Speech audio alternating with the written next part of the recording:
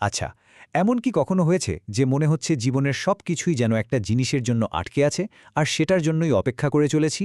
Samuel বেকেটের বিখ্যাত নাটক waiting for গোডোর জগৎটা কিন্তু ঠিক এমনই, একটা ধাঁধার মতো। এমন একটা নাটক যেখানে দেখে মনে হবে কিছুই হচ্ছে না, কিন্তু আসলে সব কিছুই যেন এর সঙ্গে জড়িয়ে আছে। তো চলুন এই অসাধারণ সৃষ্টিটার গভীরে ঢোকা যাক। তো এই যে অপেক্ষার প্রহেলিকা, এর শুরুটা হয় একদম প্রথম লাইন থেকেই। এমন একটা লাইন যা পুরো নাটকের সুরটাই যেন ঠিক করে দেয়। ভাবা যায় কিচ্ছুই করার নেই, শুধু এই কয়েকটা শব্দ, আর বেকেট যেন আমাদের সোজা ছুঁড়ে ফেলেন হতাশার স্থিবিরতার এক জগতে। তিনি এমন একটা মঞ্চ তৈরি করেন যেখানে অপেক্ষা করাটাই যেন একমাত্র কাজ, ওটাই মূল ঘটনা। আর পুরো নাটকের জগৎটা বলতে গেলে ঠিক এটুকুই। কোনো বিশাল সেট নেই, কোনো জাঁকজমক নেই, শুধু একটা ফাঁকা রাস্তা আর একটা গাছ। বেকেট যেন ইচ্ছে করে বাকি সব কিছু ছেঁটে ফেলে দিয়েছেন, যাতে আমাদের সব মনোযোগ গিয়ে পড়ে চরিত্রগুলোর উপর আর তাদের যে অস্তিত্বের সংকট সেটার দিকে। এটাই তো আসল ধাঁধা, তাই না? একটা নাটক যার বদনামি হলো যে এখানে কিছুই হয় না, সেটাই কি করে বিংশ শতকের সবচেয়ে গুরুত্বপূর্ণ নাটকগুলোর একটা হয়ে গেল? এর উত্তরটা আসলে নাটকের কাহিনী বা প্লটে নেই। উত্তরটা লুকিয়ে আছে এর ভেতরে আটকে পড়া চরিত্রগুলোর মধ্যে। তো চলুন এবার তাহলে দেখা যাক এই নাটকের চরিত্রগুলোকে। দুটো জুটি আছে যারা একেবারে নাটকের কেন্দ্রে, আর প্রত্যেকেই যেন আমাদের মানব অস্তিত্বের এক একটা দিক তুলে ধরে। নাটকের একেবারে হার্টে রয়েছে কিন্তু এই দুজন, ভ্লাদিমির আর অ্যাস্ট্রাগন, মানে ডিডি আর গোগো। ওদের সম্পর্কটা খুব অদ্ভুত। একদিকে যেমন সারাক্ষণ ঝগড়াঝাঁটি, আবার একে অপরকে ছাড়াও এক মুহূর্ত চলতে পারে না।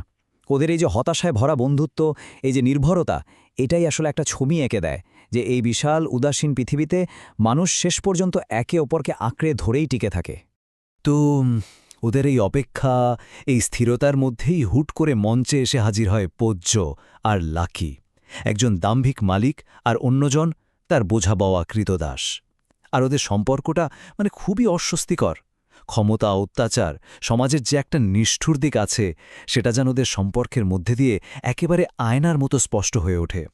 তো এখানে আমরা পাশাপাশি দুটো একদম ভিন্ন সম্পর্কের ছবি দেখতে পাই। একদিকে আছে ভ্লাদিমির আর অ্যাস্ট্রাগন। ওদের অসহায় বন্ধুত্বটা টিকে আছে একটা কমন আশার ওপর। আর ঠিক তার উল্টো দিকে আছে পজ্জ আর লাকি, যাদের সম্পর্কটা শুধুই ক্ষমতা আর শোষণের, একজন প্রভু আর একজন দাস। তাহলে প্রশ্ন হলো, এই নাটকে আসলে কি হয়? প্লটটা কি? এখানেই বেকেটের আসল কারসাজি। কারণ এর গল্পটা কোনো সরল রেখায় এগোয় না, এটা একটা বৃত্তের মতো ঘুরতেই থাকে। প্রথম অঙ্কে একটা প্যাটার্ন খুব পরিষ্কার হয়ে যায়। দেখুন, ভ্লাদিমির আর অ্যাস্ট্রাগন অপেক্ষা করছে, হঠাৎ পজ্জ আর লাকি এসে সেই অপেক্ষাটা ভেঙে দেয়। তারা চলে যাওয়ার পর একটা ছেলে আসে একটা মেসেজ নিয়ে, আর মেসেজটা কি?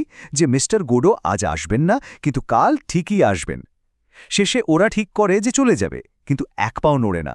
এটা যেন আশা আর তারপরই হতাশায় ডুবে যাওয়ার একটা চক্র যা চলতেই থাকে। আর দ্বিতীয় অঙ্কে গিয়ে ব্যাপারটা আরও ভয়াবহ হয়ে ওঠে। কারণ কি হয়, ঠিক যা যা প্রথম অঙ্কে হয়েছিল প্রায় সবকিছুরই পুনরাবৃত্তি হয়।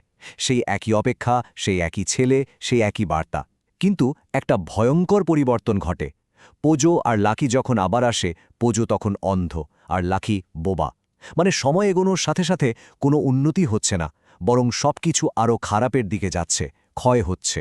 অ্যাস্ট্রাগনের এই কথাটা, কিছুই ঘটে না, কেউ আসে না, কেউ যায় না, এটা ভয়ঙ্কর। এটাই সম্ভবত পুরো নাটকের সারমর্ম। ওদের কষ্টটা কোনো ঘটনার জন্য নয়, বরং কিছুই না ঘটার কষ্ট। এই শূন্যতাই ওদের কাছে সবচেয়ে বড় যন্ত্রণার। তাহলে প্রশ্নটা হলো, যদি প্লটটা এভাবেই ঘুরতে থাকে, কোথাও না পৌঁছায়, তাহলে এর মানেটা কি? এখানেই আমাদের একটু গভীরে যেতে হবে। কাহিনীর আড়ালে যে বড় বড় দার্শনিক প্রশ্নগুলো আছে, সেগুলোর দিকে তাকাতে হবে।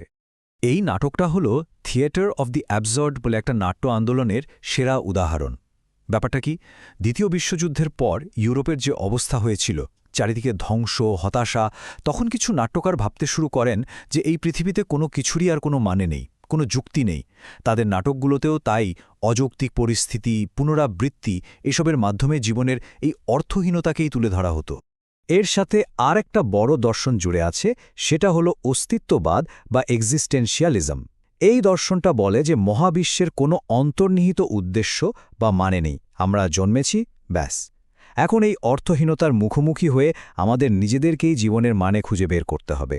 নাটকের চরিত্রগুলো ঠিক এই কাজটাই করার চেষ্টা করে, আর তাদের দেখে আমাদেরও প্রশ্ন করতে ইচ্ছে করে বেঁচে থাকার আসল মানেটা কি। নাটকের এই গভীর ভাবনাগুলো কয়েকটা প্রতীকের মাধ্যমে ফুটে উঠেছে, যেমন গোডো। গোডো কে তা আমরা জানি না। সে হতে পারে আশা, মুক্তি বা জীবনের কোনো উদ্দেশ্য, যার জন্য আমরা অনন্তকাল ধরে অপেক্ষা করি, কিন্তু সে আসে না। আবার দেখুন, ওই গাছটা, ওটাই একমাত্র জিনিস যা বদলায়, ওতে পাতা গজায়। এটা যেন সময়ের চলে যাওয়া আর খুব ক্ষীণ একটা আশার প্রতীক। আর সবশেষে এই যে অপেক্ষা করা, এটাই তো মূল কাজ। এই অপেক্ষা দিয়েই তো চরিত্রগুলো নিজেদের অর্থহীন জীবনটাকে ভরিয়ে রাখার চেষ্টা করছে। তো এই নাটকের মধ্যে যে একই সাথে এত হতাশা আবার টিকে থাকার একটা অদ্ভুত জেদ আছে, সেটা কোত্থেকে এলো? এটা বুঝতে হলে আমাদের তাকাতে হবে এর লেখকের দিকে, স্বয়ং স্যামুয়েল বেকেটের জীবনের দিকে। দ্বিতীয় বিশ্বযুদ্ধের সময় বেকেটের জীবন কিন্তু খুব সাধারণ ছিল না। তিনি ফরাসি প্রতিরোধ বাহিনীতে যোগ দিয়েছিলেন। ভাবুন একবার, বছরের পর বছর লুকিয়ে থাকা, সারাক্ষণ ধরা পড়ার ভয়, একটা চরম অনিশ্চয়তা, কখন কি হয় কেউ জানে না। ওই যে অপেক্ষা, কখন বিপদ আসবে বা কখন মুক্তি মিলবে, সেই ব্যক্তিগত অভিজ্ঞতাটাই যেন ওয়েটিং ফর গোডোর একেবারে মূলে গেঁথে আছে।